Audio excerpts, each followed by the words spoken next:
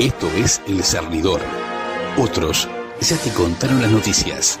Nosotros te contaremos la verdad. Conducen Álvaro Alfonso, Amodio Pérez y Horacio Lampariello.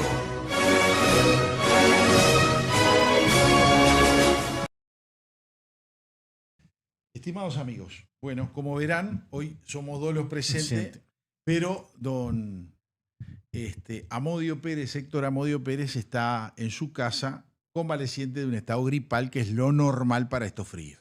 Igual nos va a brindar sus palabras. Y yo sé que usted estuvo haciendo, se salvó de la notificación, me decía usted, ¿no? Claro, como se paró la ley para notificar, no concurrimos a la casa para comprobar que estaba en esas condiciones. Que estaba enfermo y que cobrará el 100% de sus honorarios, que son cero. Pero claro, va a cobrar el 100%. Si no, va a quedar debiendo el hombre. Seguro, con el sistema viejo, que por 60 días decidió el gobierno suspender. Ellos dicen el decreto, que para mí es ridículo porque es una ley, pero esa es otra historia. Y ahora lo que vamos a hacer es que don Amodio nos va a brindar sus palabras del día de hoy vía audio telefónico.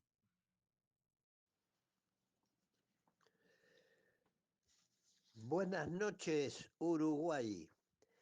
Con la presencia de Álvaro César Alfonso, Horacio Mario Lampariello y la asistencia técnica de Javier Caraballo, quien les habla, Héctor Amodio Pérez, a través de la línea telefónica, se pone en marcha el cernidor número 205, correspondiente al día 23 de junio del año 2025.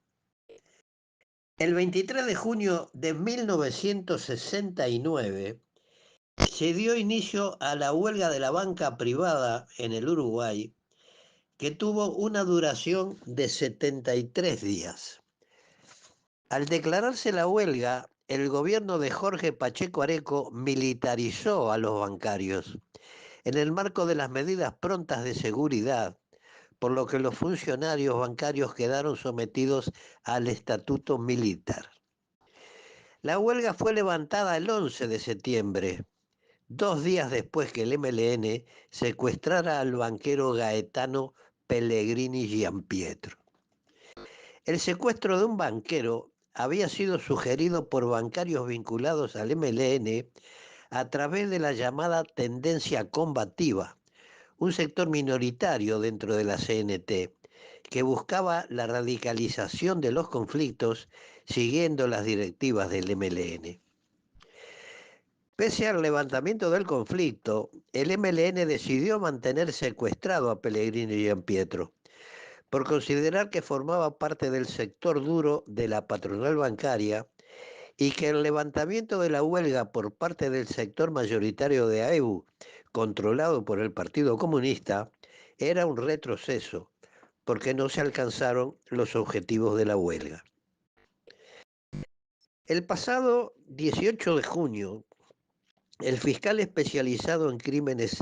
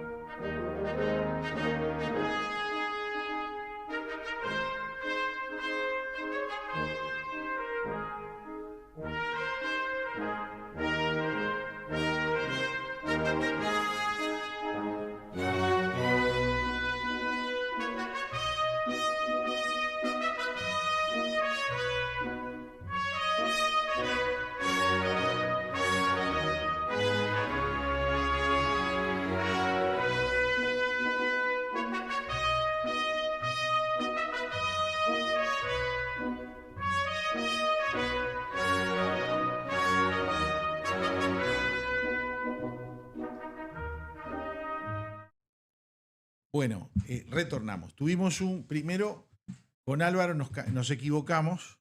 Pensamos que el audio de Amodio era más largo, que había salido cortado. Y no, era de 2 minutos. Pedimos disculpas. Y Javier rápidamente había puesto la música de fondo para que nosotros pudiéramos hablar con don Amodio, el cual no nos retó porque no le dimos tiempo a que nos retara. Directamente corté para volver al aire. Pero bueno, le dijimos no, que estaba mal. Dijo, no, está correcto. Lo escuché, lo está escuchando en directo y se salió todo bien. Así que comenzamos con otros temas. Sí, hace mucho frío, ¿no? Vos estás jodido, ¿no viste lo que fue de mañana? Sí, no, pero estamos en la época, no Sí. nos podemos quejar. No, en eso pero estoy- para ponerlos un poco calentitos. vos querés calentar Sí, la seguro, cuadra. claro, Está, sí, me sí, deja para contento cosas. entonces.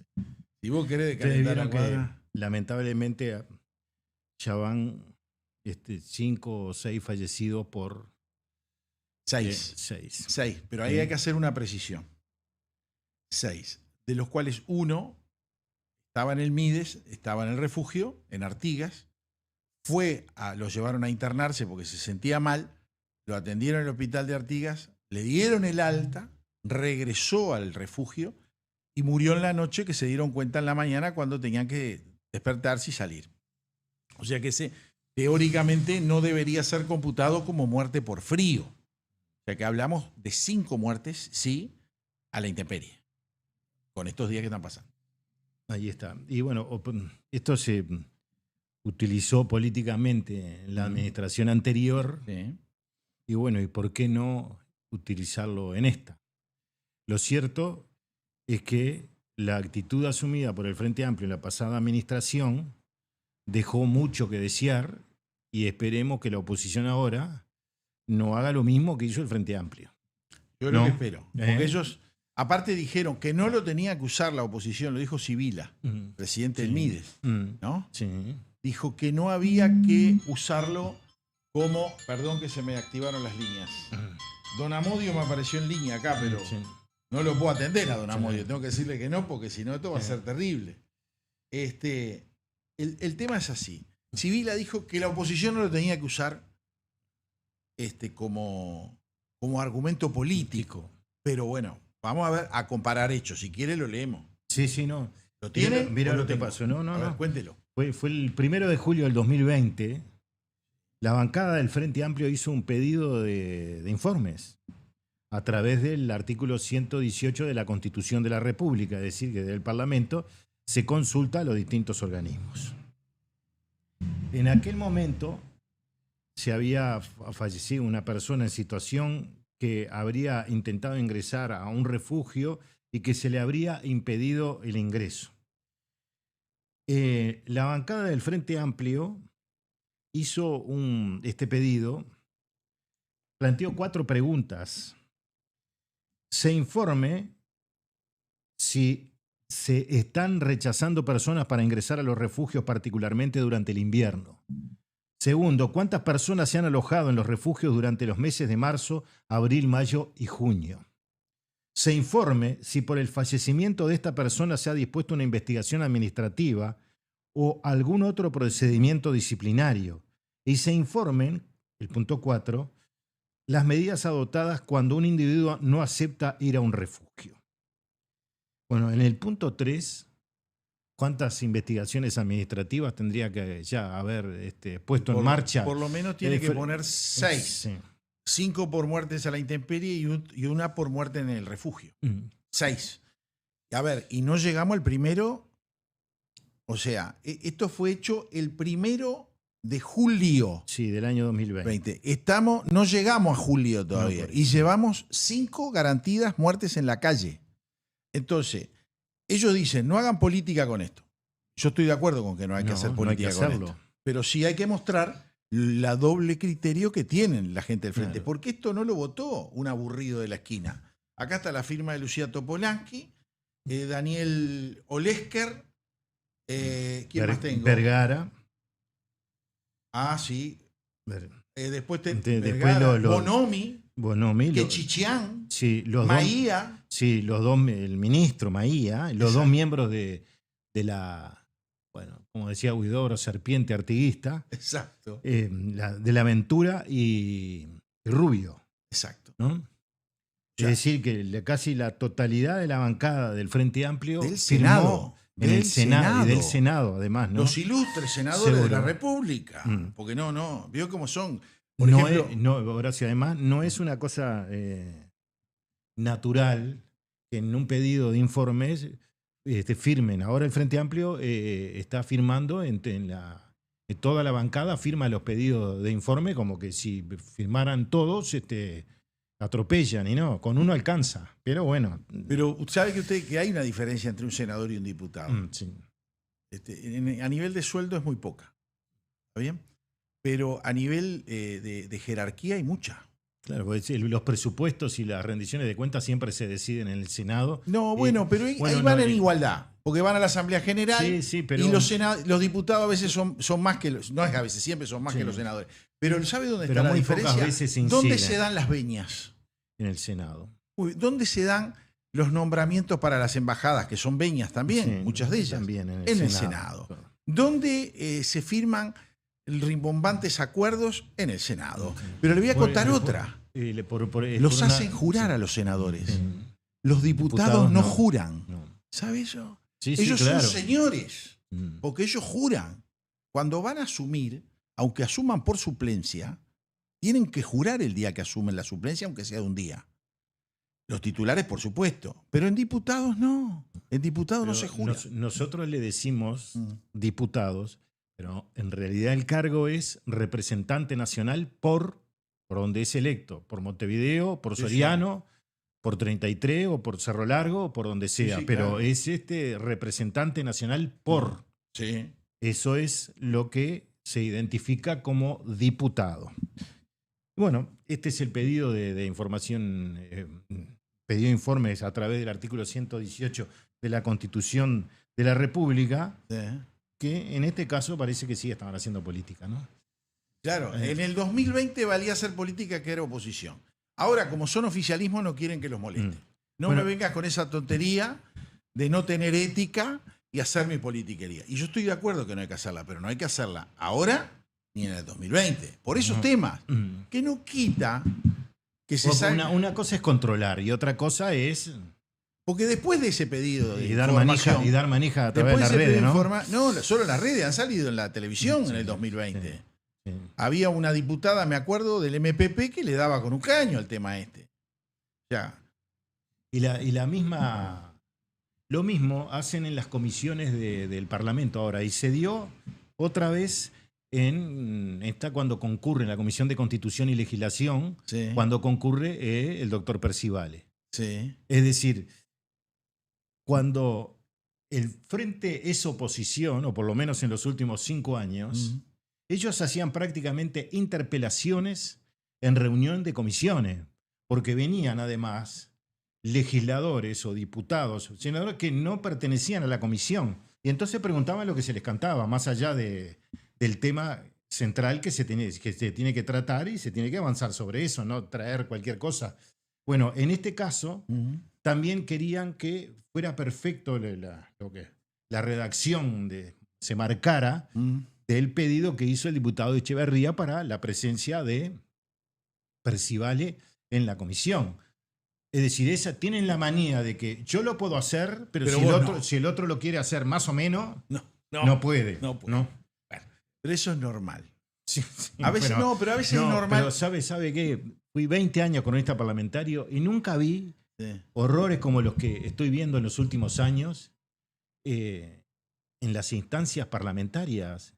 Es decir, veo que leen poco el reglamento y lo primero que tiene que hacer un legislador cuando llega al Parlamento es leer el reglamento y te le diría que hasta saberlo de memoria. Sí. Sin embargo, por ejemplo, lo dijimos acá, el senador Da Silva, cuando se trató el tema de la compra del campo en Florida, Sí. estuvo presidiendo y haciendo preguntas, no sé, 1 hora, 1 hora y media, y nadie le dijo absolutamente nada. Cuando en realidad se ve que alguien le debe haber dicho, vos sabés que eso no se puede hacer.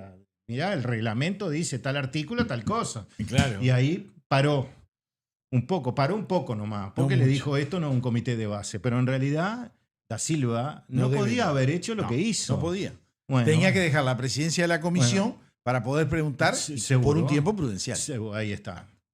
Que presidiera otro. Después presidió Antonini y Da Silva siguió preguntando. Por supuesto. Ahora tenemos un video un audio realmente. Pero tenemos lo de bien. Percivale, ¿no? Que bueno, no, por eso. no tiene desperdicio. Y vamos a lo de Percivale. El video de Luz, el exdiputado Luz, que opina sobre el tema Percivale Díaz. El titular es ese. Percivale Díaz. Y lo vamos a escuchar ahora. En un caso de corrupción y de narcotráfico que involucraba a personas del gobierno del 2012 y 2013, que ya saben quién estaba en el gobierno, el Frente Amplio, el doctor Díaz era el juez y Percivale era el fiscal. Y Percivale venía avanzando para ya imputar o procesar, según cuenta él, a integrantes del gobierno. ¿Qué pasa? En el medio...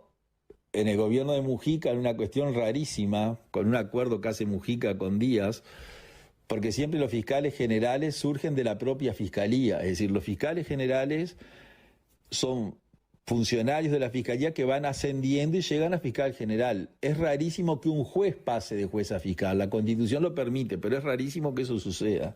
Siempre son fiscales, de fiscal a fiscal general. Pero en aquel año, en el 2012, en un acuerdo entre Mujica y Díaz, milagrosamente Jorge Díaz pasa de ser juez letrado en lo penal, o sea, es un juez de media carrera. No digo que no hablo mal de los jueces letrados, pero para ser juez letrado le falta una larga carrera todavía en el Poder Judicial para seguir ascendiendo.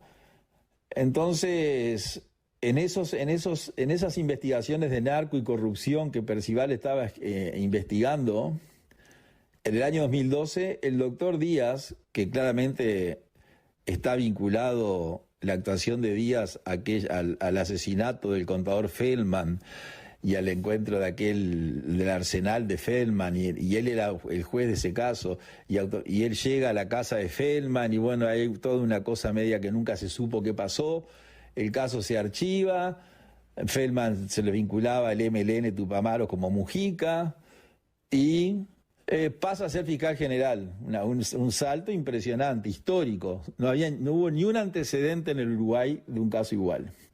Lo cierto es que el doctor Díaz lo nombran el 16 de abril fiscal general de la Nación, 16 de abril, y el 9 de mayo, menos 20 días después, el fiscal general lo saca al fiscal Percivale para que no investigue más los casos de corrupción que estaba investigando y de narco, que involucraba justamente a políticos frente amplistas.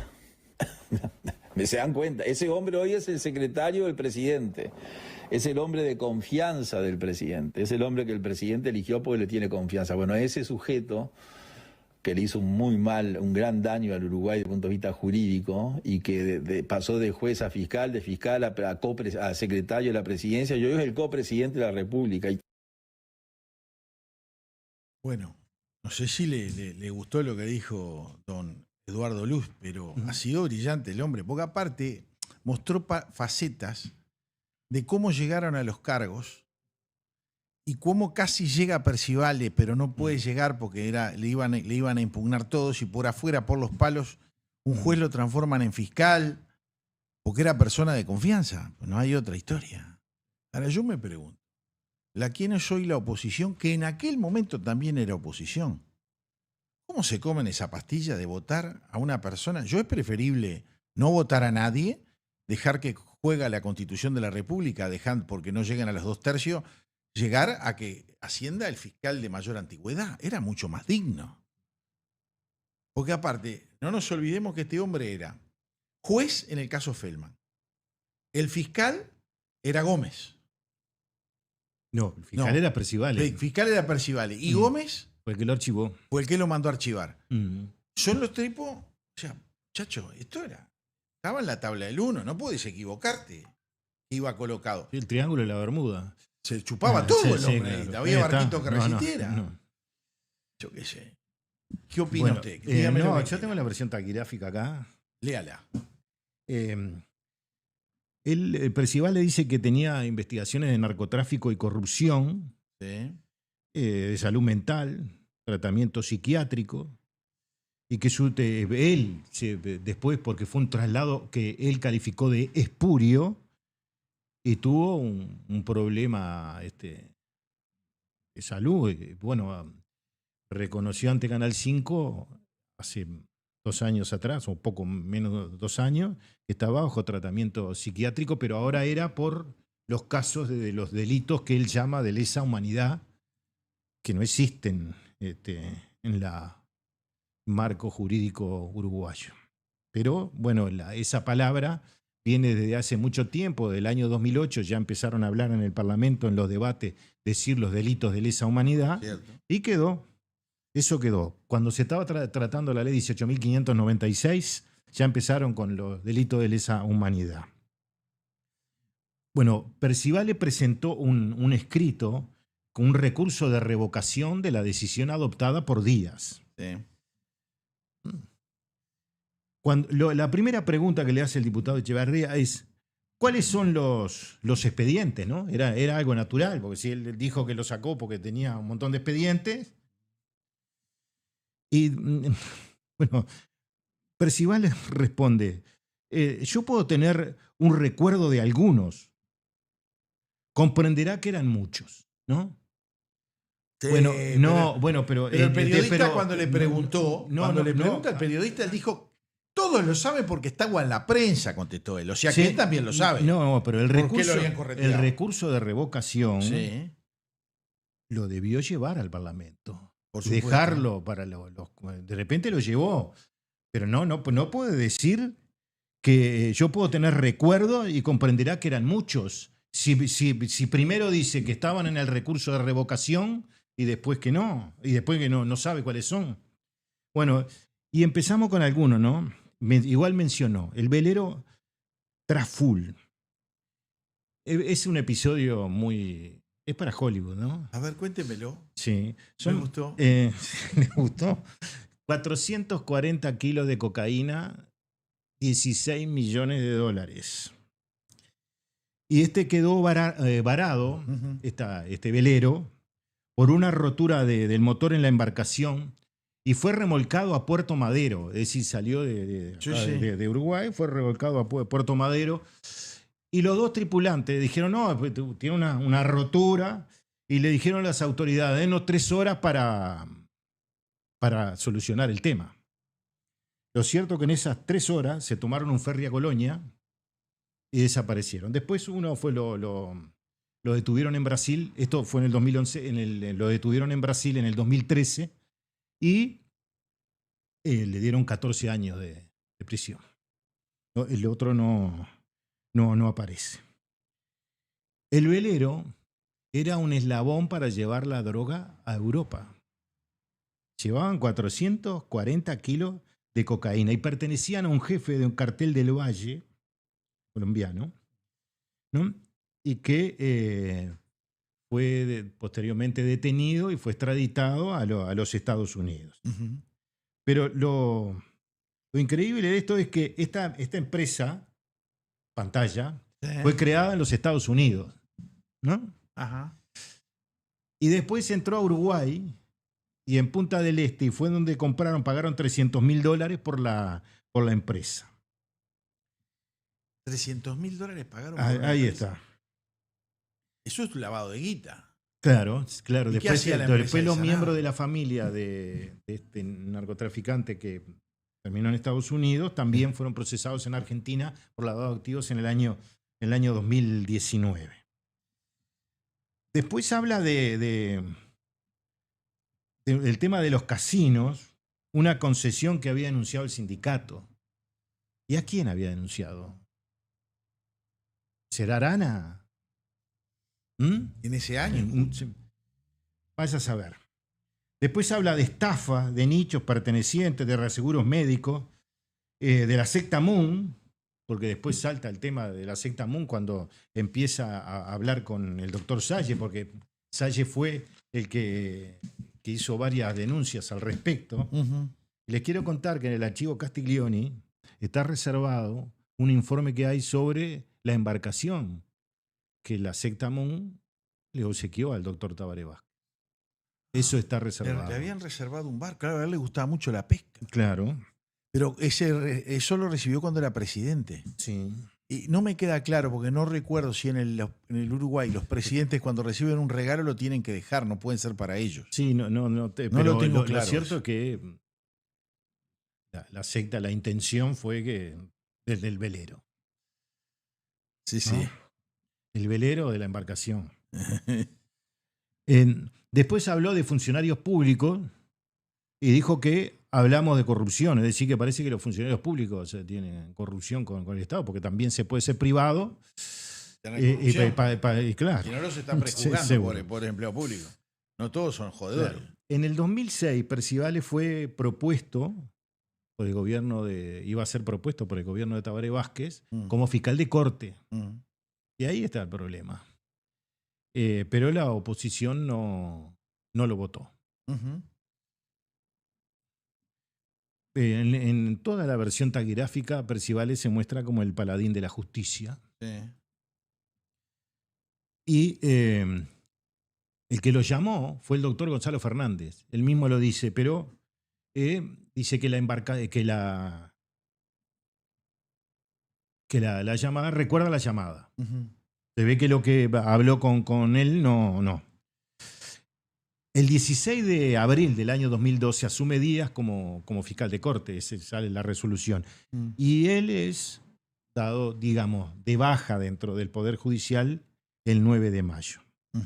Bueno, le vamos a avisar a la funcionaria de la Fiscalía de Corte que vamos a hacer un pedido de información pública, porque así ya prepara el no, y ya lo viene preparando. Si lo tiene pronto, no tiene que molestarse mucho. No hemos podido conseguir una contestación positiva de Fiscalía. No, la única vez que alguien contestó fue Percivale, precisamente con el tema de Rivero, del coronel Rivero. Después todo siempre fue que no, y casi siempre la misma funcionaria. Por lo tanto, ya le estamos avisando, le vamos a hacer un pedido de información pública pidiendo todos los casos, no los que se le ocurrió mencionar a Percivale en la comisión parlamentaria. Y después dice, sí, había políticos. Ah, ¿sí? Sí, había políticos. Bueno, concesión de casino, Intendencia de Montevideo, lo que ya estuvimos hablando. Y ahí hay algunos pasajes para poder leer de la versión taquigráfica, que si se quiere fue y vino por este tema de que no, eso no lo puede preguntar, tiene que constitucionalizar una serie de prebendas antes de que usted pregunte, porque no puede preguntar, déjelo. Y acá, en la página 5, el diputado Echeverría le dice: en otra parte de la entrevista decía el doctor Percivale que agradecía que los partidos tradicionales no acompañaron su postulación en el 2006 porque no hubiera estado bueno que hubiera sido fiscal de corte. Quisiera saber si podría abundar en estos conceptos, le pregunta, ¿no? Y responde, sí, claro, ese es un tema absolutamente personal. Yo tenía 44 años, era muy joven. ¿Quién sabe dónde estaría hoy? Quizás... Ese hombre busca el estrellato. Sí, el problema es cuando se estrelle, no el estrellato. Claro, quizás me hubiera ido muy bien y hoy podría estar, no sé, en cualquier cargo, y quizás me hubiera ido muy mal. Pero como yo soy un defensor de mi trabajo, de mi función, de la fiscalía en general y de los cargos que he ocupado con mucho honor, entonces hoy, con esta perspectiva del tiempo, estoy en la Fiscalía de Crímenes de Lesa Humanidad, donde me siento muy a gusto y creo que se ha hecho un muy buen trabajo. Entonces digo que estuvo muy bueno que no me hayan votado. Es eso nada más, pero ese es un tema personal de elección de vida. La versión taquigráfica sigue. Tengo que pasar a la página 8. Y allí se plantea el tema de que no puedo preguntar. El diputado Colman, del Partido Nacional, representante nacional por Colonia, le dice, la pregunta era, ¿cuáles fueron los resultados de esas investigaciones y cuál fue su incidencia? Es decir, de todos estos casos, de todos no, de esto que él mencionó allí, Y no dijo otros, ¿no? Seguramente. Y contesta, lo desconozco porque, como lo dije antes, esto me causó un perjuicio grande en mi salud e intenté apartarme de todo lo que era el conocimiento de lo que ocurría con las causas posteriores. Además, como dije antes también, en el marco de su independencia técnica, el fiscal que actuó habrá valorado la situación y habrá tomado la decisión que entendió correcta. Y ahí se plantea, no pregunten más nada, así no, paren.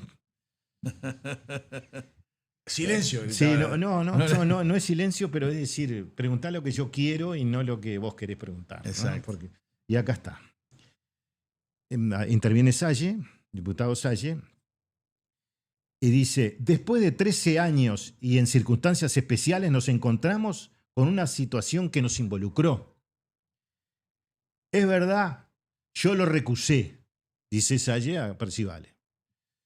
Por eso le quiero hacer una serie de preguntas. A mí me gusta que el diálogo sea fluido, preguntar y responder. En su momento, si no me traiciona la memoria, ¿usted era fiscal de Rocha? Percivale le dice, sí. Salle dice, ¿no fue en ese momento que por lo menos la prensa especulaba que usted podía ser el fiscal de corte en un tiempo muy breve o que estaba propuesto? En caso de estar propuesto, ¿jugó algún papel en esa proposición un individuo que en esa época tenía mucho poder? ¿El doctor Gonzalo Fernández Domínguez? Percivale dice, no tengo la menor idea. Lo único que yo le puedo decir es que a mi casa me llamó él. Eso es lo único que puedo decir. ¿Y por qué puede decir solo eso? Y pues Salle le dijo, correcto. Percivale dice, no tengo ninguna otra información. Continúo, dice Salle. Y ahí interviene el presidente de la comisión, el diputado Amado, y dice, me permite, señor diputado, quiero hacer una aclaración en cuanto al funcionamiento de la comisión. Si bien uno desde este lugar intenta que la discusión fluya para que funcione de manera correcta la comisión y nos quedemos tan atados a criterios, a veces muy dogmáticos, lo ideal sería hacer todas las preguntas y después que el fiscal conteste. De esta manera evitaríamos los diálogos y sobre todo facilitaríamos el trabajo del cuerpo de taquigrafía. Así que les pido colaboración en ese sentido. Pero qué mamadera es. No, el cuerpo taquigráfico del Palacio se sobra. Es muy bueno. Pero no el taquigráfico, usan el taquigráfico más la grabación en cinta. Claro, por eso. En digital, perdón, no en por cinta. Eso. Si hay algo que funciona bien en el Palacio, toda la parte administrativa es... Por eso es de conocer el funcionamiento, pero bueno, pero no debería, ¿no? Pero estos son chicanas que te tiro a ver para que, bueno... Y Salle le dice, perfecto, vamos a tratar de colaborar al hacer las preguntas. El tema es que en esto hay toda una cronología que es muy importante y que hace a la cosa, pero bueno, vamos a tratar de ir llevándola. Después aparece el diputado Joaquín Garlo, otra vez para intentar poner orden, y dice, ¿puede leer la nota presentada por el diputado Echeverría respecto al objeto de la convocatoria del doctor Percivale a esta comisión? Bueno, se lee la convocatoria y Garlo dice, yo voy a pedir a los colegas de la comisión que nos circunscribamos al objeto de la convocatoria formulada por el diputado Echeverría. Es decir, que Garlo, sin serlo, se hizo el presidente.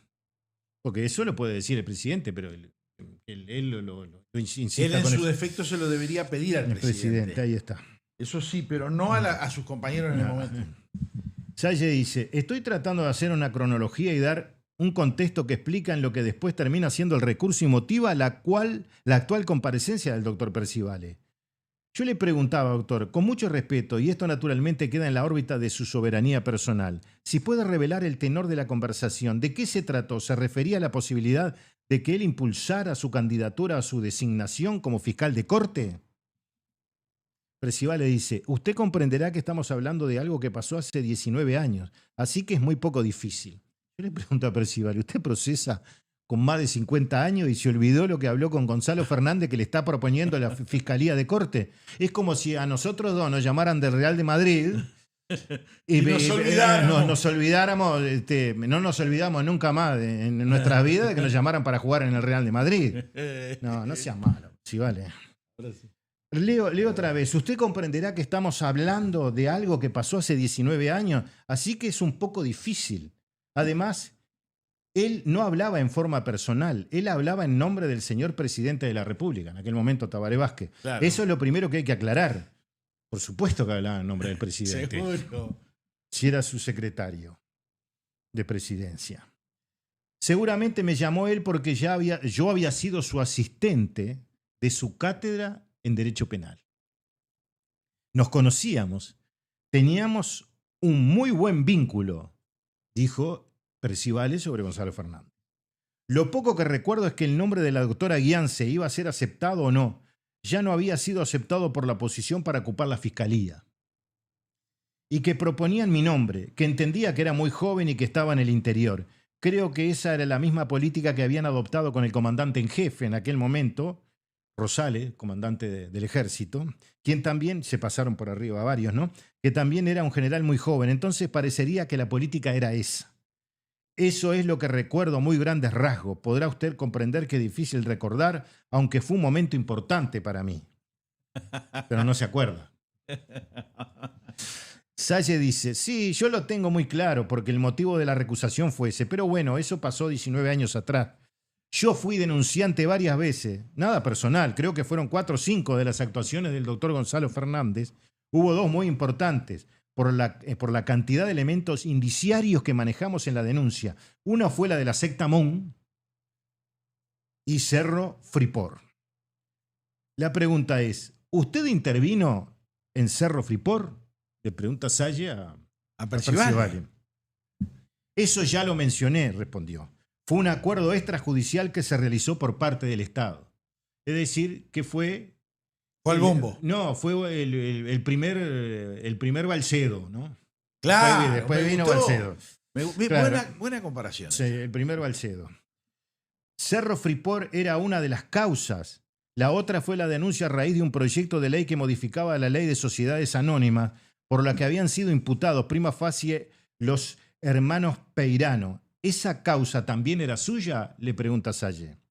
Ya lo dije, yo hice referencia que una de las investigaciones era el tránsito legislativo de una ley. Y Salle le dice, era la de ley 18.411, ¿la recuerda o no? No, responde Percivale, la verdad que no. Yo sí, dice Salle. En esa causa en particular, remontándose a su estado psíquico, la pregunta directa es, ¿usted en aquella época estaba convencido de haber reunido los elementos de convicción suficientes como para pedir el procesamiento del doctor Gonzalo Fernández? Salle Percivale respondió, le vuelvo a repetir que en mi convencimiento puedo tener lo que yo entienda del caso, pero mi convencimiento no alcanza para nada. Entonces eso es lo que le puedo responder. Después actuó otro fiscal y tomó los caminos que entendió pertinente. Pero él tiene el convencimiento, acá no tuvo convencimiento, no tiene para esto convencimiento, pero sí para procesar a rajatablas ahora a todo el mundo. A gente... Seguro, porque no tiene pruebas y procesa por convencimiento. Pero acá el convencimiento... Convicción que llama él. Convicción, pero... Es una burrada, porque vos podés procesar a alguien solo que tenga la prueba, no por convicción. Yo me puedo estar convencido que fulano de tal es un ladrón, pero no tengo la prueba, no lo puedo mandar preso. Bueno, nosotros en el documental tenemos un caso de esos, ¿no? Sí, es verdad. Es verdad. Que coincide tanto la justicia argentina como nosotros de algo sí. y que no se tiene la prueba para poder imputarlo. Sí, ahora en un caso que no está... Bueno, ese caso no está en el documental. Estaría uno de los personajes seguro, involucrados. Claro, ahí está, pero sí, bueno, pero no. Por lo cual lo quieren mandar para adentro. Integraba un cuadro que jugaba ahí. Y jugaba de 2 bis. Sí, porque había varios 2. Por eso.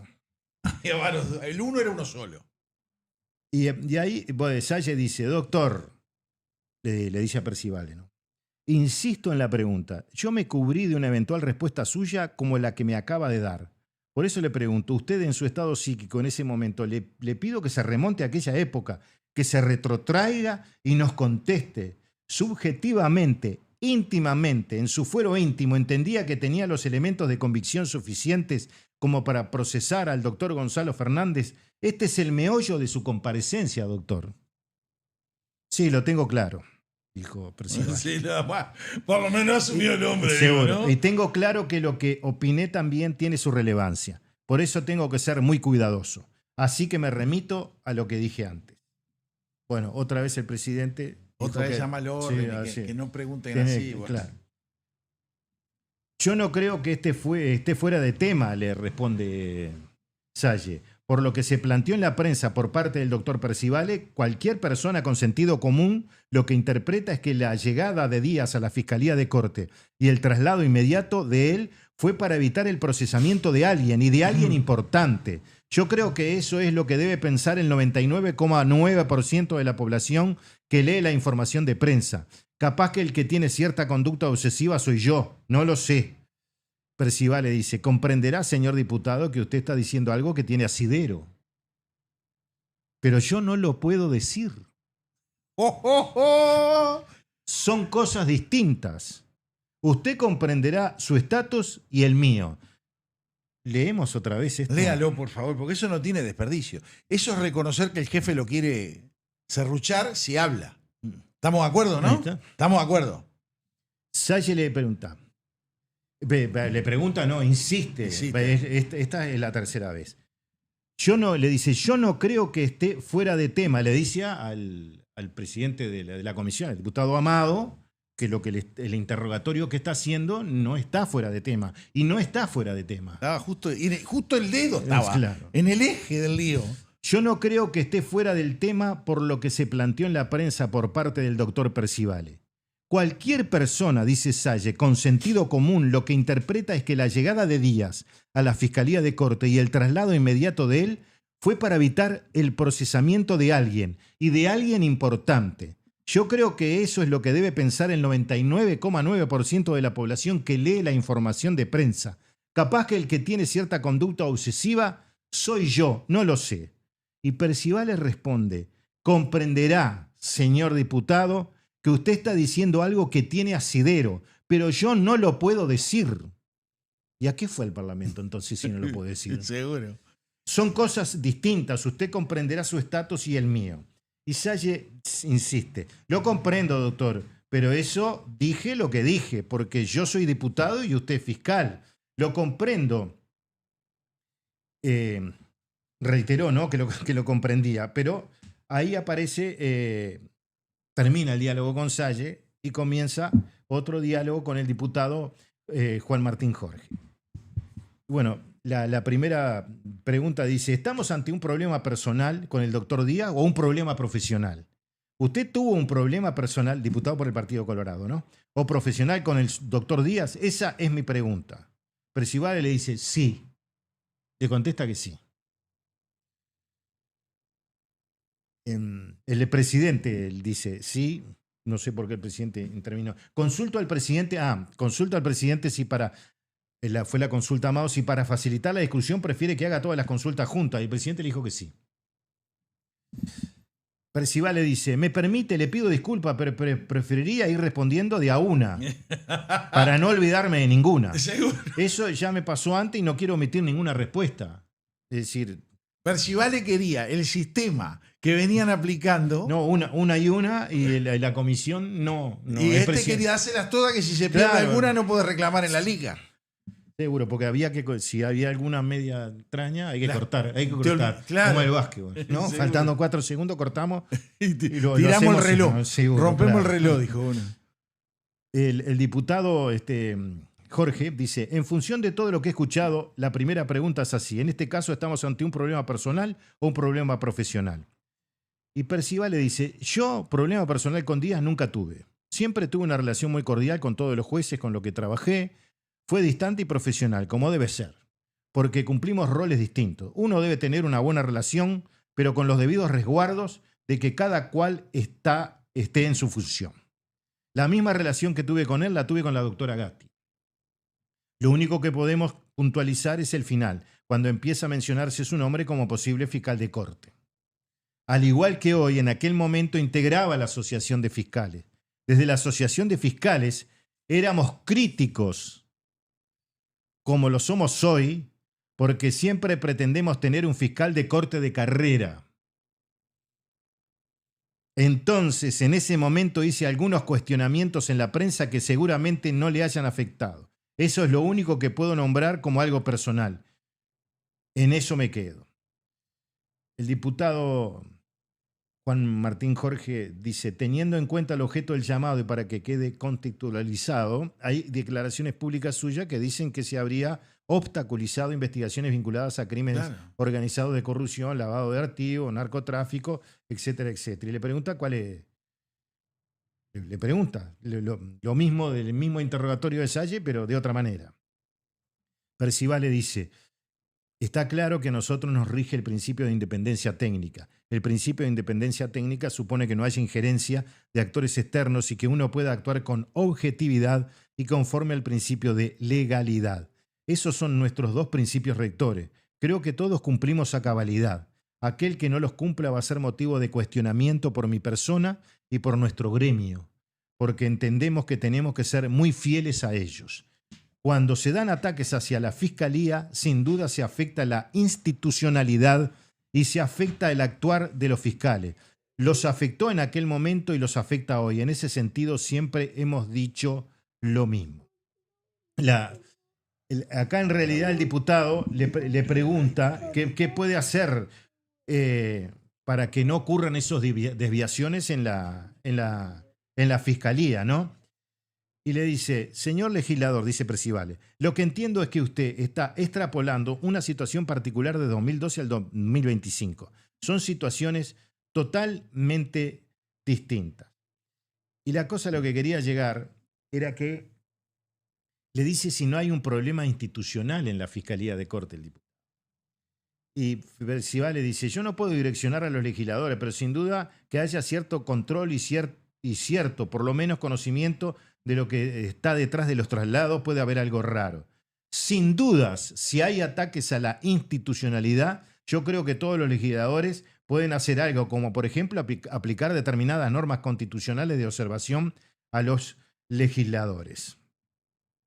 Y bueno, y así sigue la reunión. A mí también me gustó fue la respuesta que le dio a Salle. Y también a los otros diputados, pero la de Salle fue muy esclarecedora. Y tenemos varios mensajes. Que le adelanto que don Amodio, Héctor Amodio, nos mandó el mensaje completo, porque él después se dio cuenta que había salido cortado. Lo mandó y ya lo tenemos. Acá nos pone el 494, -3 de térmica en Maldonado, saludos. Esto se refiere al tema del frío. El frío. Cuídense que viene brava la infección respiratoria, cuiden a Amodio. Y después dice, Percival era fiscal de Rocha en la época de la baleada a Víctor Hernández desde la comisaría de La Paloma. Creo que no. No, mucho antes era, ¿no? Ya estaba con Feldman. Ya estaba con el caso. Ya había pasado lo de Feldman. Exacto. Después tenemos uno de Marcelo que dice, buenas noches a todo el equipo. Desgraciadamente casi todo el espectro político está en la cómoda, cuidando sus carguitos. Cuando pudieron no hicieron nada para cambiar todo el desastre que es la justicia. Pregunta el 076 si buenas, dice, ¿ya se sortearon? No, pero hoy sorteamos los 3 libros que quedan para un total de 11 candidatos, que fueron 11 entraron segundos. Llegaron a la final. Fue por concurso eso. A ver, uno ganó por muerte, metió todos los números. Fue como igual a los concursos del Estado, ¿no? No, pero pero entraron 11 segundos. ¿Vos sabés lo que son 11 segundos? Ya, pero esto es peor que el 5 de oro. Entonces lo arruinaron al 5 de oro, dije yo. Yo tengo algo acá, Horacio. Pero espere que además tengo más mensajes, espere que no me lo apure. Por lo menos para más. El 3336 dice, se ve que perdieron la memoria muy rápido. Tenían que fallecer para hacer algo.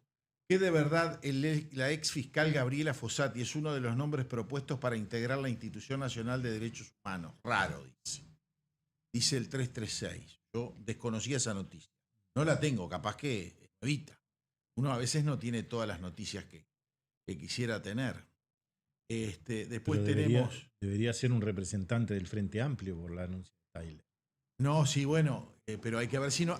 porque hay que ver si no cambia todo. Bueno, no, capaz que tienen la obligación de poner los postulantes y no por partido. Después se votan, porque creo que funciona así.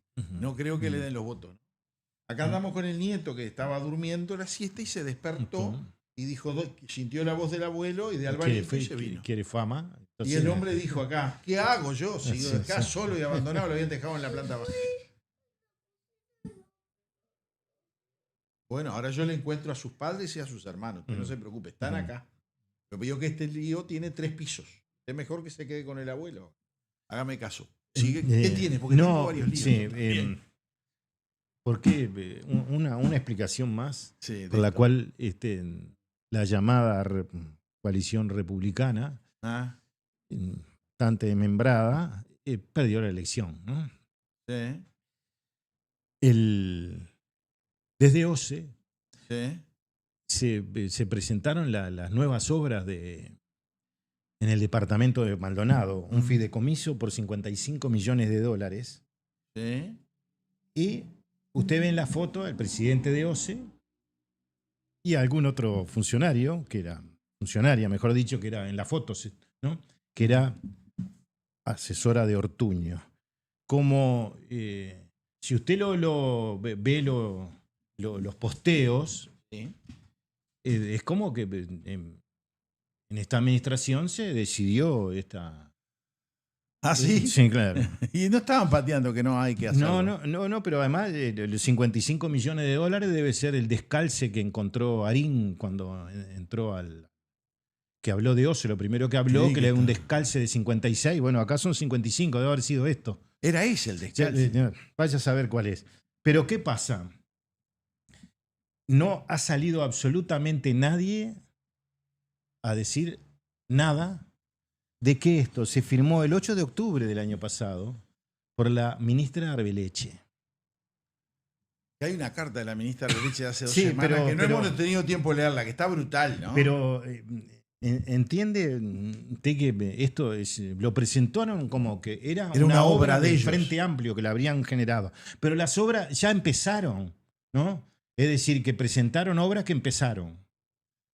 Y ahí tendrían que haber estado primero la dama, la vicepresidenta, la escribana doctora Montaner, el presidente Montero, Por en lo la menos foto. invitados. Invitado para decir, Que bueno... Es o tradición sea, que cuando una era- obra empieza en un gobierno y se va a terminar en el siguiente, cuando están avanzando, cuando se llega al final y hacen inauguraciones de este tipo, de cortado cinta inventada, sí. se inviten a los que estaban Claro, antes. pues hicieron una conferencia, un lanzamiento. Claro. Y acá el gran paladín fue el director de la UGD, OCE, de Maldonado, que es Jesús Bentancor, que trabajó mucho para esto, mucho, y que le va a cambiar la vida y que creo que cierra el intendente Antía con estas obras su gran gestión. Algunos en Maldonado dicen que ya ha superado a Domingo Burgueño Miguel, que estaba a varios despegado pisos, el hombre. varios edificios, ¿no? Estaba despegado Domingo Sí, Burgueño. claro, pero bueno, y esto no es menor, y los trabajos son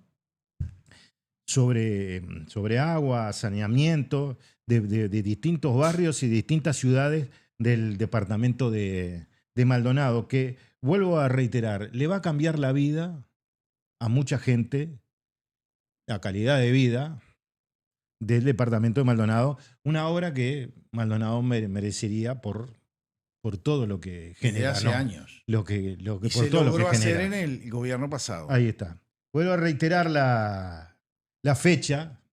8 de octubre del año pasado se firmó y el Frente Amplio lo presentó el otro día como que dice, es el lanzamiento de las obras, ¿no? Pero algunas ya empezaron, porque usted no... Usted es no malo. se- no Usted se- le quiere, no usted se le quiere lanza. cortar la Pero posibilidad de- es algo natural. Mire, ¿sabe Porque qué? vio Sí. que hay como una especie de mea culpa que lo publicó Canal 10, en Ajá. la página web de Canal 10, Sí. sobre el resultado de la elección y la labor del senador Delgado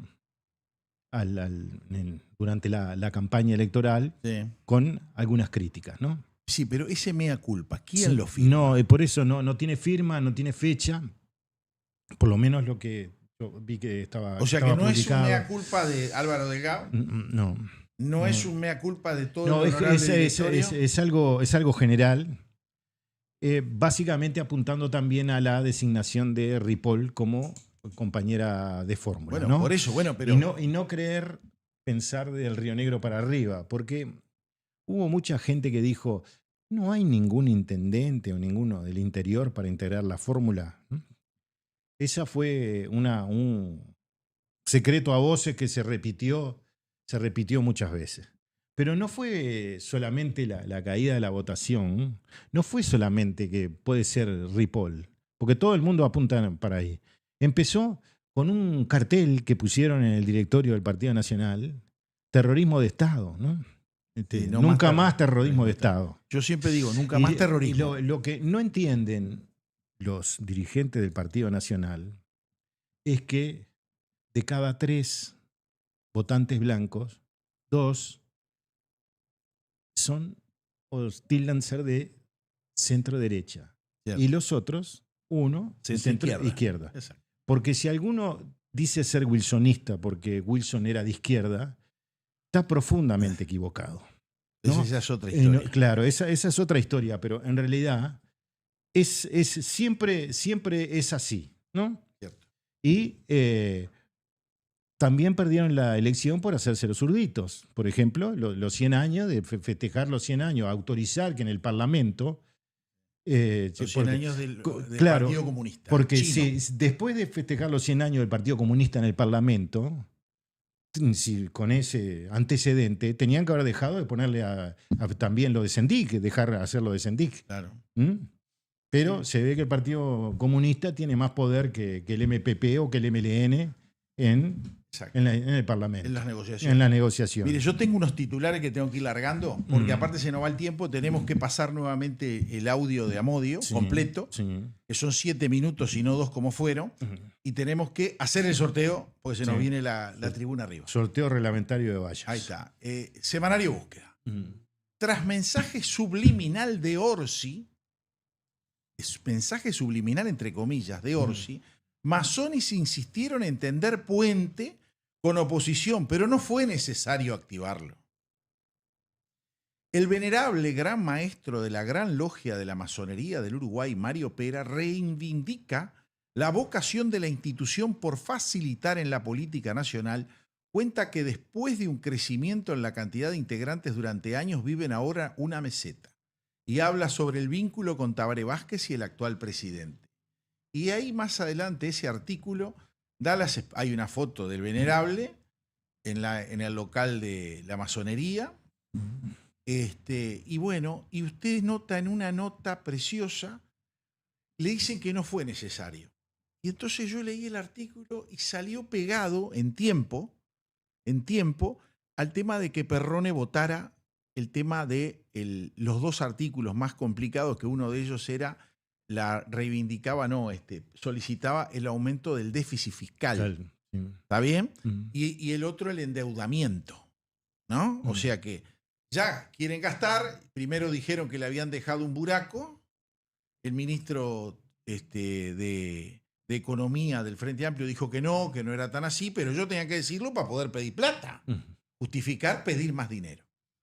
Y salió esto. Y no fue necesario.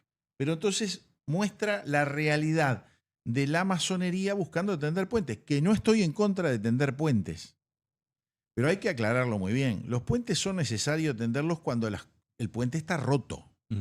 Se supone que en el Parlamento hay diálogo, ¿está bien? Y con ese diálogo debería ser suficiente. No tendría que ingresar ni la masonería, ni la Iglesia Católica, ninguna otra institución a meterse en el tema y tratar de interceder. Eso es una opinión muy personal mía. Después tengo algunas cositas. Mire, ¿usted conoce el Rincón de Artigas? Allá entre Rivera y Artigas. Es un territorio contestado porque Brasil lo ocupó. Sí, ese fue un reclamo del diputado Ricardo Rocha Imas, insistente, fue su bandera en la primera legislatura 85-90. Rocha Imas era diputado del Movimiento Nacional de Rocha y siempre se insistía, hay muchos elementos en aquel momento, estadísticos, hay mucha información en el Parlamento porque 2x3 salía con este tema. Mire, le voy a contar. Titular de Infobae. Acá no salió nada. ¿Está bien? Infobae, República Argentina. Empresa estatal de Brasil construye un parque eólico en territorio que Uruguay reclama como propio hace 95 años. Un error en la demarcación de los límites en 1851 sigue teniendo consecuencias. La Cancillería uruguaya envió una nota de reclamo a Brasilia pero la manda cuando empezaron a patear como mula algunos artiguenses de allá y riverense, diciendo que le estaban poniendo un parque eólico, una empresa estatal. Cuando hay un límite contestado se tiende a decir, mire muchachos, no pongan ni policía, ni destacamento, ni nada que sea público para no afectar las negociaciones, por más que Brasil las niega las negociaciones. Sí. No las acepta. No, Brasil nunca le dio bolilla a esto. Nunca. Y sigue siendo. Pero los tipos van metiendo cada tanto. Te ponen un destacamento policial, te ponen una estación de servicio Petrobras estatal, te hacen un pueblito chiquito, te hacen 4 o 5 casitas. Y acá dormimos la siesta. Tengo que enterarme porque leo los diarios extranjeros. ¿Usted se da cuenta del disparate que le estoy diciendo? Son esas cosas que en el Uruguay me molestan, porque perfectamente Uruguay, si estos tipos te ponen eso, yo me acuerdo que en un gobierno de Sanguinetti Uruguay hizo una cosa de esa. Creo que fue en el primero de Sanguinetti, fue y le puso, no, en el segundo de Sanguinetti. Creo que fue en el segundo de Sanguinetti, pero la había preparado el gobierno de Lacalle. Le puso una antena de Antel, de telefonía celular.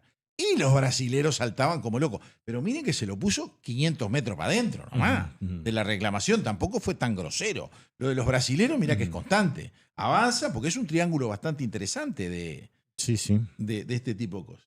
Pero le encontré otro titular más. Lo único que nos falta ahora también, ¿no? ¿Entrar en guerra? Dice usted. Sí, por eso. Buah. Pero yo no digo entrar en guerra, pero por lo menos hace todos los reclamos que tenés que hacer y que ellos no puedan instalar la parte estatal de ellos. Si no, con eso, a ver, ¿se acuerda que Amodio el otro día decía, bueno, si no se hubiera arreglado a la gente esta con las PER y con todos esos tipos de reclamos, era gente que era mano de obra que había quedado obsoleta porque estábamos en democracia y no podían hacer la guerrilla, y se me paran los pelos de punta, porque lo primero que hubiera hecho es mandarlos para ahí, ¿viste? Andá, instalate allá a carpir tierra en el rincón de Artigas. A ver qué dicen los brasileros, y si te tenés que pelear, peleate con los brasileros, no apuntés para este lado. Bueno, esos son los enojos que a veces tengo. Un titular de Infobae. El ministro de Economía uruguayo se mostró sorprendido por el programa de Javier Milei. Hizo algo muy difícil, y entrecomillado, ¿no? El sorprendido hizo algo. El funcionario del gobierno de izquierda, del Frente Amplio, reconoció el equilibrio económico logrado por el libertario y opinó que queda por delante una etapa muy compleja. No, y yo le voy a leer el artículo. Sí, siempre hay un pero después, ¿no? Escuche, pero todo lo que está arriba arruina el pero. Pone un pero para dejar contento a los muchachos de izquierda. Claro, por eso le digo. Porque si no, cuando el tipo, donde lo dijo, lo iban a colgar de las patitas al hombre. Dice el ministro de Economía... Cosas que él no se anima a hacer, ¿no? No, claro, no se anima. Pero el tipo, está bien. Capaz que el Uruguay no estaba en la situación que está Argentina para hacer lo que tuvo que hacer Milei. Eso es real. El ministro de Economía uruguayo, Gabriel Odone, pareció por momentos regresar a su rol de analista económico que durante varios años desempeñó en el ámbito privado. En una comparecencia ante diputados en el Parlamento, el funcionario del gobierno de Yamandú Orsi hizo un repaso del escenario internacional y se detuvo en la región. En ese marco se mostró sorprendido por los resultados de la política económica del presidente de Argentina, Gabriel Milei. ¿Correcto? No estoy pudiendo mover la flechita. ¿Qué pasó a esta flechita? Ahí me arrancó de vuelta. El motivo para hablar de Argentina fue que Uruguay es un país expuesto a la región y tiene en el vecindario su principal socio en los servicios turísticos. Odone dijo que independientemente de las consideraciones de naturaleza política o de la convulsión política que atraviesa ese país, para él es imposible no reconocer que ingresó en un proceso de corrección de los equilibrios económicos. Odone remarcó ante los legisladores que hacía foco en los equilibrios económicos para aclarar que no estaba haciendo consideraciones sobre otros aspectos como la distribución del ingreso. Acá quiso cubrirse con sus compañeros zurdos. Sobre la desigualdad del país o los niveles de pobreza. Y continúa la nota, el ministro de Economía señaló que hace entre 10 y 15 años que Argentina no crece y marcó que los niveles de inflación y la brecha cambiaria condujeron a aumentos significativos de la pobreza en ese país y a problemas de distribución del ingreso. Estos factores provocaron que sea necesario un ajuste macroeconómico extraordinario en la opinión de Odone. el gobierno argentino actual decidió que su punto relevante era la situación fiscal. Por eso el programa macroeconómico argentino, bastante ortodoxo en su orientación, tuvo que ver con un ajuste fiscal importante para dejar de monetizar el déficit fiscal y generar mayores niveles de credibilidad para volver a los mercados internacionales y obtener financiamiento para el sector privado. Expresó O'Donnell el miércoles 11, según consta en la versión taquigráfica del encuentro. Vio que Infobae se basa igual que nosotros con las declaraciones de las versiones taquigráficas. Destacó que este programa se cumplió durante el primer año de la gestión de Javier Milei y explicó que fue lo que posibilitó acordar con el Fondo Monetario Internacional. Esto a su vez posibilitó ciertos niveles de liquidez mínimos para obtener reservas, que terminaron en el desmantelamiento del esquema de tipos de cambio múltiple, analizó O'Donnell. También destacó la baja de la inflación, aunque señaló que sigue extraordinariamente alta en comparación a los estándares internacionales. Argentina hizo algo muy difícil de realizar. De hecho, yo era de los que creía que Argentina no iba a poder hacer lo que hizo. Como ex analista económico, me manifiesto sorprendido de que Argentina haya podido implementar un programa de estas características. Se lo he comentado a mis colegas argentinos en las oportunidades que nos hemos encontrado, expresó el ministro uruguayo. Para O'Donnell, el rechazo de la situación económica que existía en Argentina dio lugar a que Milei hiciera un ajuste que definió como muy duro en la primera parte de su gobierno.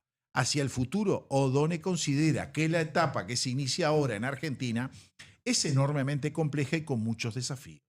Supone dejar atrás el ajuste y la gestión del ciclo de corto plazo y pasar a trazar una estrategia de largo plazo, que sea creíble para sus acreedores externos, para los inversores y que al mismo tiempo sea sostenible para los ciudadanos, explicó. Es imposible que Argentina pueda sostener su actual estrategia de política económica con los niveles de pobreza que tiene actualmente y con esos niveles de desigualdad. Es una sociedad que también valora altamente los niveles de cohesión. Es imposible que Argentina logre sostener esto si no traza un plan creíble. Y si los números fiscales que el país ha puesto sobre la mesa, como la convergencia a una inflación más baja, no son sostenibles, opinó el ministro uruguayo. A ver, vamos a ser claros. El hombre dijo que primero no creía en el plan del tipo de Milei y que después dice que logró hacer lo que no podía hacer. Sí. Y que le dio credibilidad. Lo mismo debería decir. ¿Qué decía Milei? Y lo mismo, esa misma frase la que debería decir O'Donnell acá. Claro. No hay plata. No hay plata. Dice, no hay plata en Uruguay. Por eso. Es real. Pero nunca hubo plata en Uruguay. Si lo único que nosotros producimos es producción agrícola y ganadera. Acá no exportamos ni pescado. En cantidades, ¿no? En cantidades que tenemos todo para eso. Claro, pues exportamos 100 millones y podríamos exportar 1.000. Pero el ministro es de Ganadería, Agricultura y punto pesca. Suspensivo. Pesca al final. La pesca, nadie habla de... Mire, ¿Usted escuchó a algún ministro de Ganadería y Agricultura hablar de la pesca? Nunca. Y no los eligen ningún tampoco gobierno. Cercano. No, ninguno. Y le voy a decir más. ¿Sabe por qué tiene el peor problema al frente? Porque usted con la pesca puede dar concesiones de bandera para que pesquen en aguas territoriales. No, tienen un lío con el sindicato porque tiene que ser todos uruguayos. No puede venir uno... Y yo le hice una pregunta. Pero hacen millones los malvinenses de Islas Malvinas. Pero usted puede poner las la dos bandera. banderas. Puede poner las dos banderas. Claro, la bandera de conveniencia los pone a pescar, pase por acá y págueme el porcentaje de la pesca. Por lo menos el Estado recibe plata. ¿Qué querés hacer? ¿Una ILPE de vuelta? No podés. Sí, no. Entonces, ¿qué hacen? Miran todos para otro lado. ¿Por qué? Porque no se animan a decir, no podemos privatizar las riquezas de nuestros océanos y nuestros mares. Sí, igual que el agua, igual que todas estas cosas. Bueno, pero tengo una que coincido con el Frente. ¿Cómo la ve? Bien. Frente Amplio propone cambiar la expresión padre de familia del Código Civil, cual se sugiere. Los diputados del oficialismo pretenden modificar toda alusión al término de la definición de culpa de la ley y todas las vigentes. ¿Qué pasa? Es verdad lo que dice. Hay leyes que son jorobadas, porque padre de familia es relativo. Y si está sola la mujer, es la madre de familia. Claro. No es correcto. Entonces, dice, la bancada de diputados del Frente Amplio, vio como decía usted que meten toda la firma, no sabemos quién es el que redactó la ley, el proyecto de ley, nada, propuso un proyecto de ley para modificar el Código Civil, Ley 16.603, de manera que sustituya la expresión buen padre de familia en la definición de culpa de esta norma.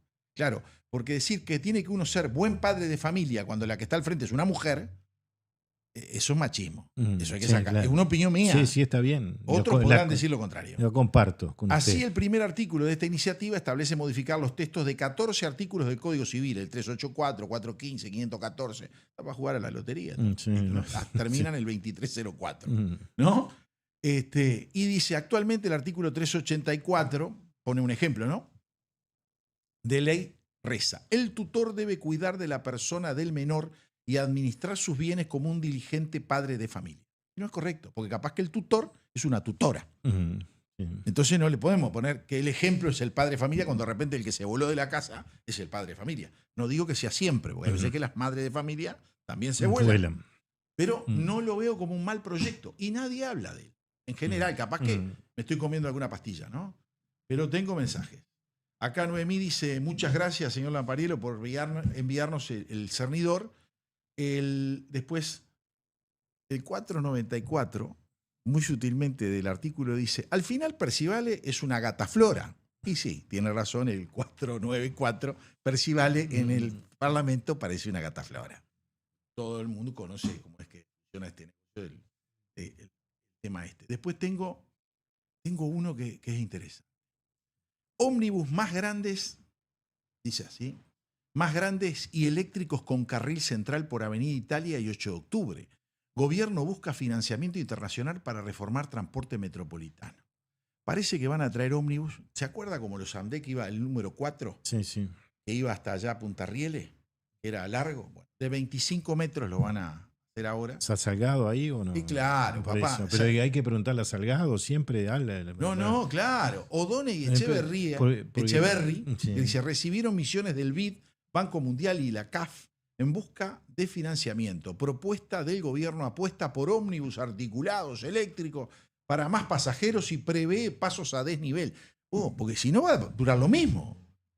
Vos necesitas un tren que venga derecho, ¿viste? Que pare cada 500 metros, que baje la gente y que siga y que no lo cruce nada. O lo haces aéreo o lo haces carril central, pero en algún punto lo tenés que permitir los pasos por debajo. Bueno, el Frente Amplio, digamos que prohibió no hacer la autopista desde el aeropuerto de Carrasco hasta Tres Cruces, ¿no?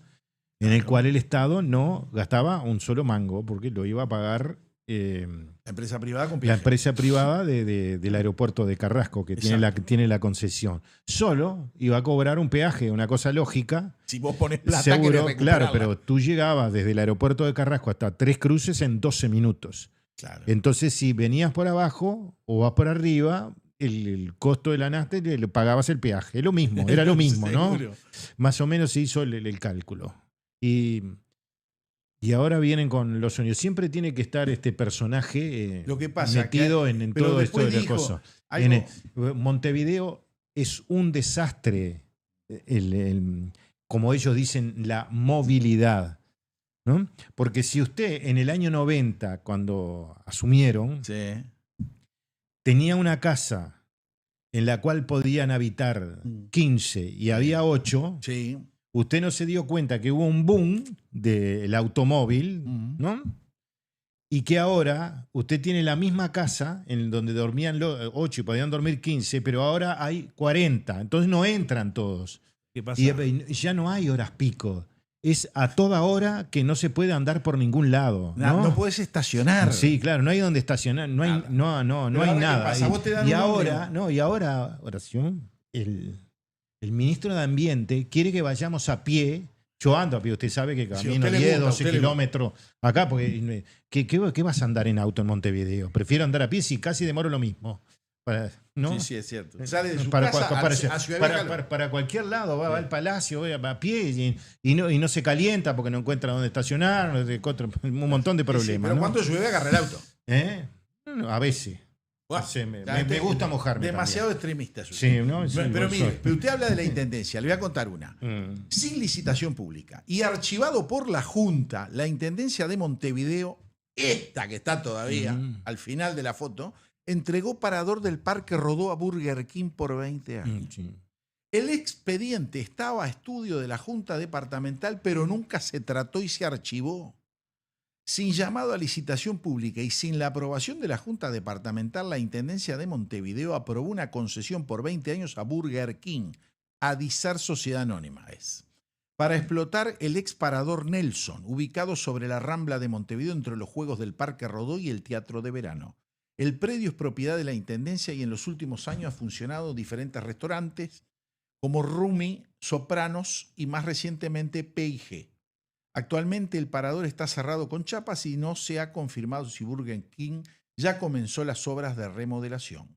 El traspaso de la concesión de Querifo, Sociedad Anónima, responsable del establecimiento P&G, a Burger King fue aprobado mediante una resolución de la Intendencia firmada por el intendente Mauricio Zunino y la ex secretaria general Olga Otegui, el 22 de noviembre de 2024. En ella se mencionó que Burger King se comprometió a invertir más de 34 millones de pesos, o sea, $800.000, en la renovación del local y el mejoramiento del entorno. Querifo Sociedad Anónima tuvo la concesión del predio durante los últimos años hasta que en octubre del 2024 solicitó formalmente autorizar la cesión a Burger King. 5 días después de que la Intendencia de Montevideo aprobara el traspaso de la concesión, Burger King, escúcheme como lo tenían aceitado, pidió una prórroga por 20 años, lo que también fue autorizado por la Intendencia. Seguro, los tipos no iban a agarrar una transferencia por lo que le quedaba. Tenían que haber arreglado eso antes. El senador Lema le va a pedir a Vergara que deje sin efecto esto. Adjudicación directa y sin aval, dice el título. Las observaciones del Tribunal de Cuentas. La cesión de la concesión fue observada por el Tribunal de Cuentas el 5 de febrero. Emitió un informe en el que identificó irregularidades en el procedimiento, informó a la Junta Departamental y devolvió las actuaciones a la Intendencia. Contrato vencido previo a la prórroga. El tribunal señaló que el contrato original de Querifo Sociedad Anónima había vencido formalmente el 11 de mayo del 2024, por lo que no estaba vigente. Según el tribunal, no se puede ampliar un contrato vencido, por lo que la cesión a Burger King y la posterior prórroga por 20 años son inválidas. Sin embargo, desde la Intendencia manifestaron que el contrato vencía el 11 de diciembre del 2024, dado que debido a la pandemia del COVID-19 el establecimiento no se contó el tiempo. Estuvo cerrado durante 7 meses. Por ese motivo, según consta en un informe de División Asesoría Jurídica de la Intendencia de Montevideo, se entendió que el plazo fue tácitamente prorrogado, lo que el Tribunal de Cuentas rechazó. Adjudicación directa. Por otro lado, el tribunal observó que la Intendencia incumplió con la normativa al permitir una adjudicación directa de un nuevo contrato por 20 años sin realizar un llamado a licitación pública, en base a lo establecido en el texto ordenado de la Contratación y Administración Financiera, TOCAF. Atento, Charles Carreras. Agarrate, Catalina. No, Charles... Sí, sí, va por eso. Por el claro, de Puerto, acá tenés otro negocio más de esos que a ti te gusta. Los contratos de esa naturaleza deben pasar por licitación pública y no pueden adjudicarse si fueran ampliaciones. No hubo aprobación de la Junta Departamental. Otra irregularidad del procedimiento fue que no hubo aprobación de la Junta Departamental, un requisito que es obligatorio según la Ley Orgánica Municipal, que establece que los contratos de concesión cuya duración excedan el mandato del intendente deben ser aprobados por mayoría absoluta en la Junta Departamental. En este caso, la concesión se otorgó por 20 años, por lo que requeriría ser sometido a votación. El expediente fue archivado en la Junta Departamental a pedido del Frente Amplio. El expediente ingresó a estudio de la Junta Departamental el 27 de febrero del 2025, pero nunca fue tratado. Los ediles dijeron, no te lo podemos votar. Vamos a ser buenos, no te vamos a denunciar, pero tiralo al tarro, archívese. El pasado 6 de junio, según pudo confirmar el observador con los ediles del Partido Independiente, Javier Barrios Bove y Rafael Seijas, se archivaron todos los expedientes que estaban a estudio, incluido este. Los ediles relataron que el pedido fue hecho por el Frente Amplio con el argumento de dejar la bandeja limpia para finalizar el periodo de gobierno de la Junta. O sea que algunos ni los estudiaron ni los vieron. Tenemos que dejar todo en cero, mandar archivar todo lo que está en la bandeja de entrada, pásese a salida. Siguiente, archívese, presentable, papelera, basura. Escuche, tenemos que resolver varios líos. Sí, tiene que el sorteo reglamentario. Vamos a sorteo reglamentario. Pero un comentario de 30 segundos nomás. ¿30? Sí, empiece a contar. Un televidente puso que yo iba a hablar del penal de libertad y justo bueno, Acá tenemos en el próximo programa, Sí. vamos a contar todo lo que pasaba en el penal de Libertad. En la época que estaban presos. Sí, claro, en plena dictadura, En la dictadura. en base a los informes Ujú. de la Cruz Roja Internacional. Vamos bien. Escuche, yo le voy a explicar. Yo tengo en total una sola persona que es el 099-091-107 que ganó. A ese le tocó Sí. un libro, porque se metió todos los números que se tenían que ingresar. ¿Cuántos eran- números le tengo que dar yo ahora? Ahora, y vamos a tener que dar un montón, vamos a usar a Sí. Javiercito también. Sí, no Escuche. hay plata, Sí, pero tenemos- igual. Tenemos un deme. montón de números, que van del 1 al 11. Sí. Usted tira un número y yo lo voy anotando. si Del le 1 al parece. 11 tiene que ser. Sí, del 1 al 11. El 6. Yo le digo el premio número 6, Número preferido. que es el 099-47-57-17, ganó un libro. Tira un número. 11. El 099-615-785. Tira un número. El 9, que hace los goles. Ese, el 099-299-929. Ah, Era el bueno. número que le había tocado. Sí. Tírate. El 3. Ese le toca al 091-920-076. ¿Está bien? Ahora, como usted verá, yo les pedí 4 números. Y realmente eran 3 libros. Yo voy a poner otro libro más para cumplir con estos 4, porque demoramos un programa más Está bien, resolver. me parece bien. Así que tenemos al 099-091-107, que ganó por varias. Al 099-475-717, al 099-299-929, al 091-920-076, al 099-615-785. Y cerró el score. Todo de Ansel, ¿no?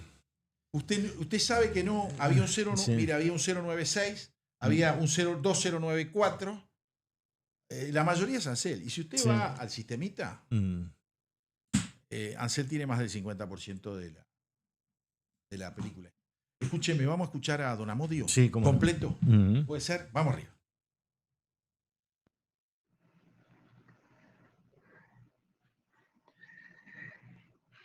El 23 de junio de 1969 se dio inicio a la huelga de la banca privada que tuvo una duración de 73 días. Al declararse la huelga, el gobierno de Jorge Pacheco Areco militarizó a los bancarios en el marco de las medidas prontas de seguridad, por lo que los funcionarios quedaron sometidos al estatus militar.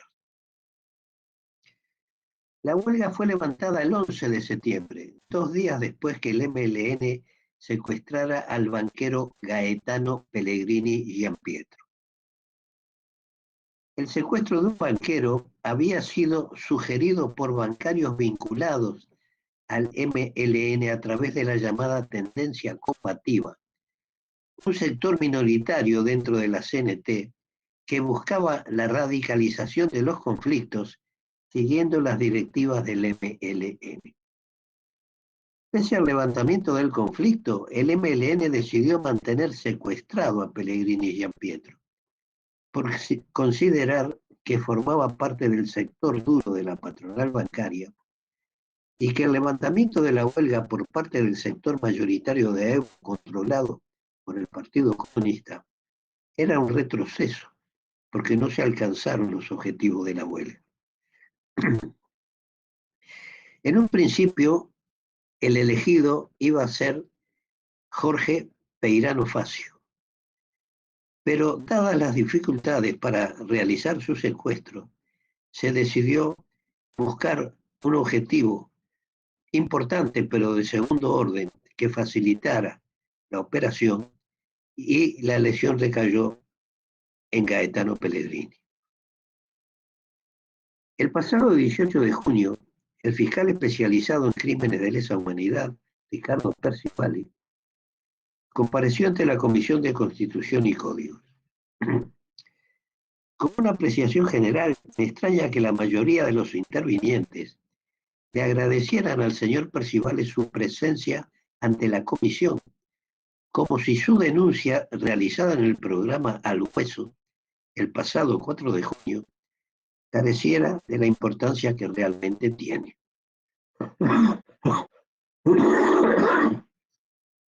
Perdón.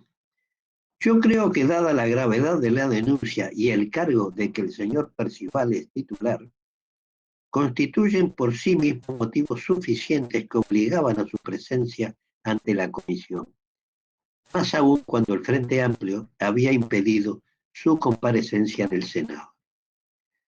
Otra consideración general es que el señor Percivale no respondió a las preguntas que se le formularon más que con evasivas, escudándose en que las suyas son reflexiones, consideraciones de tipo personal, subjetivas y que carecen de fundamentación jurídica.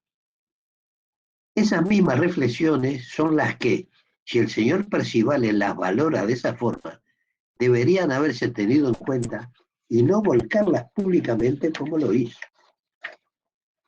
Dada su formación profesional, el señor Percivale no podía ignorar que sus palabras iban a ser tomadas como lo que fueron en la realidad, una denuncia contra la actuación de su superior jerárquico, Jorge Díaz, que lo habría trasladado para impedirle continuar con sus investigaciones, en las que había personas involucradas, había posibilidades de pedir procesamientos, y que fue sacado del caso, de los casos, porque eran varios casos. Esto dicho tomando sus palabras textuales en la entrevista. Otra consideración general es que el señor Percivale pidió repetidas veces a sus interrogadores que no le exigieran demasiada precisión acerca de hechos sucedidos hace tanto tiempo, 13 años, cuando en su actuación profesional confiere validez a recuerdos de hechos sucedidos hace 50 años y más.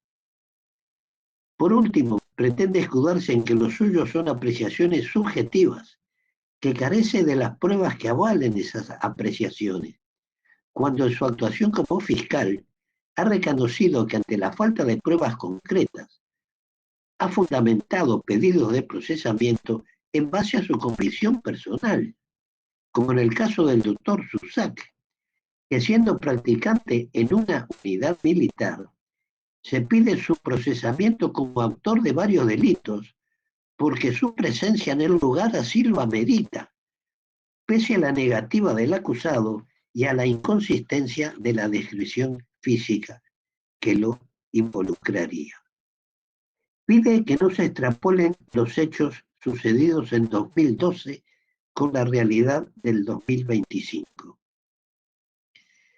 ¿Son extrapolables los hechos que sucedieron hace 50 años y más? Y si lo subjetivo carece de importancia, ¿cómo puede opinar que como fiscal les cree a las supuestas víctimas porque éstas carecen de todo interés personal acerca de quienes son acusados por ellos? Don Francisco de Quevedo escribió un poema, Poderoso caballero es don Dinero, del que transcribo el primer párrafo. Madre, yo al oro me humillo, él es mi amante y mi amado, pues de puro enamorado, de continuo anda amarillo. Que pues doblón o sencillo, hace todo cuanto quiero. Poderoso caballero es don Dinero. Pues de eso se trata, del cobro de las indemnizaciones, aunque para eso haya que pisotear el Estado de Derecho.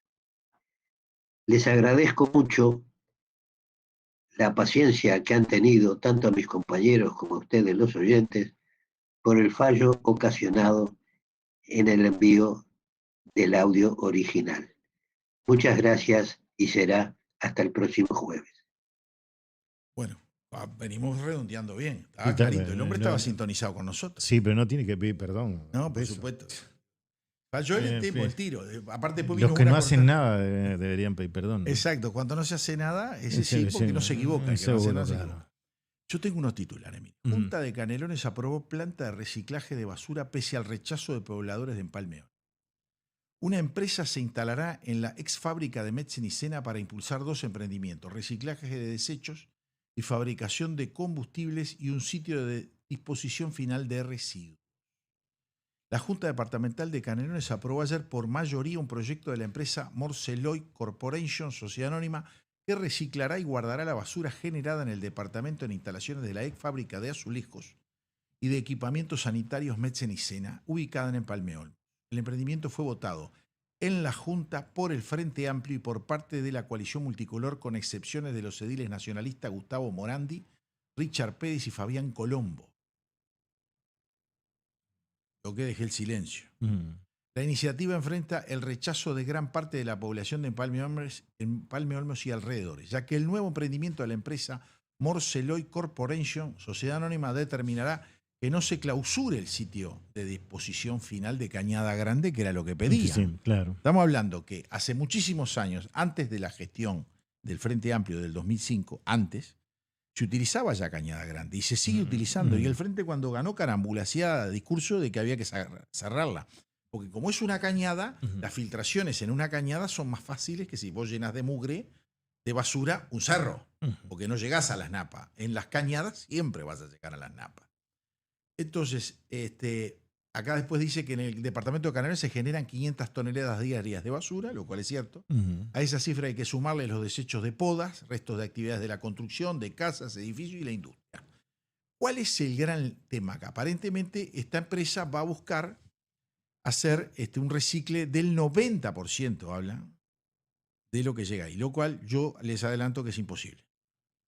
Los europeos en sus mejores momentos, los alemanes, llegan a un 50, un 60, y son unas bestias. Los españoles dan vergüenza y siempre están mejores que nosotros. Hoy nosotros nos llegamos a un 3% del recicle de la basura. ¿Qué pasa? Esta empresa necesitaba que le autorizaran primero e ir con eso, porque no es una empresa que ya tenga experiencia en esto. Eso es lo que me pareció raro. No es una empresa. Y tiene que hacer una inversión, empresa dice, de $32 millones para poner la planta de reciclaje. Y ahora con los capitales de dónde no, son? espere, es más fácil. No, los capitales salen de manga, porque van con el contrato. Entonces le quieren pedir un préstamo al BID. ¿Por qué? Es para un uso importante, ecológico, recuperación de la basura, la no contaminación. Pero es una empresa que no tiene antecedentes en ese tipo de cosas. Sí en recolección de basura, porque ya esta empresa ha ganado, no necesariamente esta, otras empresas relacionadas al dueño de esta empresa han ganado muchas licitaciones en Canelones. Muchas. El dueño de esta empresa principal, que no figura, no es visto, tiene de apellido el nombre de una ciudad de nuestro país, del departamento de Río Negro, una de las más importantes de Río Negro. Una de esas... queda cerca de Río Negro, ¿no? Bueno, en Paysandú. Está en Paysandú, bueno. Seguro. Está pegadita, tiene usted razón. O sea, pegadita. Está en Paysandú. Es una de esas ciudades de gran producción del país. Ese es el apellido de este señor. Que, aparte es un hombre de suerte porque él compró la planta de Metzen y Sena cuando se había fundido, no hace mucho. La compró, no sé exactamente el monto, pero tuvo, y eso sí es verdad que fue de suerte, porque ni él sabía lo que estaba comprando, compró el terreno con los galpones, que es inmenso, y abriendo galpones se encontraba lleno de artefactos sanitarios de Metzen y Sena, nuevos, sin uso, los cuales revendió a precios realmente muy baratos a Barracas. ¿Está bien? Pero estamos hablando de miles de piletas, water bidet. Estuve ahí en el 2004 cubriendo una reunión en la que ocurrió el doctor Tabaré Vázquez. Bueno, entonces, el hombre compró ese predio, entre otras cosas, para hacer un polo tecnológico, impulsar el área privada. Y necesitaba llenarlo. Y ahora ganó este proyecto. Cualquier cercanía con el poder pasa que tendremos que seguir investigando. Los vecinos están muy enojados. Porque ellos querían que le sacaran Cañada Grande. Y ahora le van a poner a 1.800 metros, porque viola todas las normas. Ahora están para sacar permiso del Ministerio de Ordenamiento Territorial y Medio Ambiente. Y hay un gran tema. La norma dijo así, la norma... el de ambiente solo, antes era de ordenamiento territorial y medio ambiente. Tiene usted razón, de medio ambiente. Bueno, tras señalar que no es apropiado, los vecinos, ¿no? Porque primero viven 50.000 personas en la zona, ¿no? Esto afectaría Empalme Olmos, Villa Una Jardines, zona muy poblada, además. Pando y Villa Olmos. En la zona, agregó, viven unas 50.000 personas. Tras señalar que no es apropiado el suelo elegido para instalar un centro de reciclaje y de disposición final de residuos en la ex fábrica de Metzenicena, el alcalde calificó el emprendimiento de ilegal, porque el decreto 30/2000 del entonces presidente Tabaré Vázquez, hoy fallecido, establece que ningún proyecto de basura o de reciclaje de residuos puede estar a menos de 4 kilómetros de un centro poblado. No puede ser 30 del 2000. Sí, estoy de acuerdo contigo, si no sería de Jorge. Seguro, Vale. claro. Sí, ahí está. Está mal el número. Yo leí tal cual está la Sí, publicación sí. del diario El País. Dice, reciclaje, dice, no puede estar a menos de 4 kilómetros de un centro poblado. Según el alcalde, el sitio de Borcerroy Corporation, Sociedad Anónima, está a 1.800 metros de distancia de Empalme Olmos, 800 metros de Villa Olmos, a 2.000 metros de la Plaza Constitución de Pando y a 2.500 metros de Villa Jardines. O sea, Está dentro de la ciudad, de toda esa ciudad no, grande es que se fue armando. Los tipos pateaban porque tenían cañada grande. Ujú. Y ahora le encajaron el de reciclado a la distancia que prohíbe la ley. Y se lo votaron a instancias del Frente Amplio en la Intendencia de Canelones, porque el hombre necesitaba tener, como que había ganado su propuesta de reciclado, para ir a pedir la plata, los 32, 33 millones de dólares, al BID. ¿Cómo la ve? Ujú. Si quiere, nos retiramos. ¿Quiere usted ¿Cómo hacer no? el cierre como hace don Amodio? Bueno, nos reencontramos el próximo jueves y ya va a estar Amodio acá al lado, totalmente recuperado, y reiteramos que no fue notificado. Exacto. Sí. Y tengo unos temas para hablar. ¿Se acuerda que la otra vez cuando vino Daniel Brown, Sí. le preguntamos por el tema de los inmigrantes, cómo Sí. era la actitud porque este hombre que está ahora, Donald Trump, dice que él saca solo los que han cometido delitos. Ujú. Y tengo unos artículos muy interesantes que no necesariamente son tan así como dice Donald Trump. Ahí está. Yo tengo el penal de libertad. Usted tiene penal de libertad. Ahí ¿qué le está. parece? Y le pedimos a los televidentes que manden mensajes. ¿Cuánto Sí. era el promedio que comían los presos de carne en aquella época? Diarios. Y el que esté más cerca, al final le regalamos un libro. ¿Me parece? Ahí está, me gusta. Le doy un detalle Sí. sobre lo que usted dijo. El 762 dice, soy comisionista. Tienen que mandarlo en estos días, no el jueves mismo cuando digamos tenemos hoy, no. Ahí está, Tienen repita entonces qué es lo que tiene que mandar. que cuántos gramos de carne de promedio comían los presos diariamente en el penal de libertad durante la dictadura. Esa es la pregunta. Ahí está, seguro. A un partir promedio. de ahora, Claro. 21 horas, 7 minutos, 5 kilos, 1 kilo, hasta, medio kilo. no hasta sé, el jueves antes de empezar el partido. el informe Seguro. suyo. No Ahí es cuestión está. de que estén esperando y me lo tiren después. Sí, Yo ahí digo, está. se cerró el Sport, Sí, como claro. en Maroñi se cerró el Sport. Sí, sí, uno que mande, aunque no quede cerca, pero si manda. Y que se aproxime más. Seguro, ahí está. Cantidad de gramos de carne promedio por día que comía cada preso Ahí está. en el penal de En libertad libertad. durante la época de la dictadura. Ahí está. Seguro. Según el informe de la Cruz Roja Internacional. Exacto.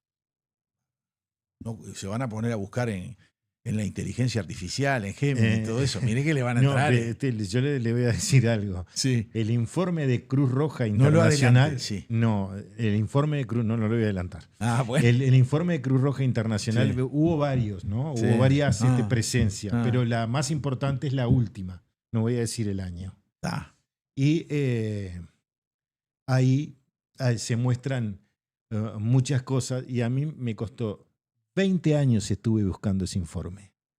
bueno, pero No creo aparecía por ningún lado que apareció. hasta que finalmente en un expediente judicial relacionado con el penal de libertad Lo encontró. apareció ese informe que no tenía nada que ver, no sé por qué alguien lo juntó, Lo- dijo, tomá. Y para que lo encontraras vos 20 Sí, años claro. después. Tengo acá un mensaje del 762. Dice, soy comisionista y voy 2 veces a Montevideo por semana.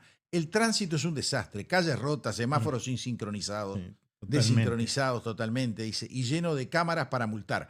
Pero Sí. el despelote que tienen dentro de Montevideo es negocio para la intendencia. Claro. Río revuelto es ganancia del pescador. Que la gente se dé cuenta que no tenemos que pelearnos entre nosotros, tenemos Ujú. que estar unidos entre todos para hacer un Uruguay mejor. Si salen a manejar, salgan con respeto y paciencia, que es lo que falta en el tránsito. Respetarnos unos a los otros qué es lo que no hacemos, así es como recauda la Intendencia por nuestra ignorancia. Sí, Me totalmente gustó de el acuerdo. mensaje. Lo quería hacer porque estaba buenazo. Sí, sí, totalmente de acuerdo. Exacto. Bueno, Qué mejor mensaje que este para terminar y nos vemos el jueves. de jueves. Esto es El Cernidor. Otros ya te contaron las noticias. Nosotros te contaremos la verdad.